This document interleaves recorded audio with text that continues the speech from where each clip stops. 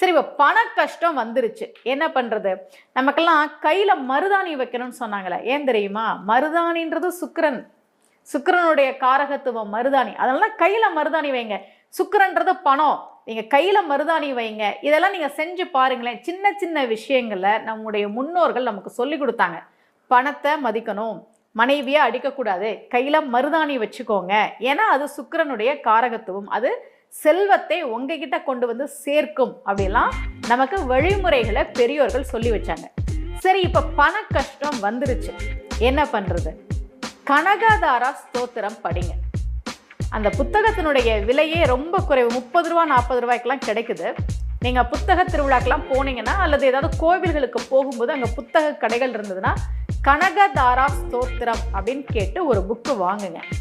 அது சமஸ்கிருதத்தில் இருக்கும், தமிழில் இருக்கும். ஆனால் சமஸ்கிருதத்தில் இருக்கிற ஸ்லோகத்தை தமிழில் எழுதியிருப்பாங்க.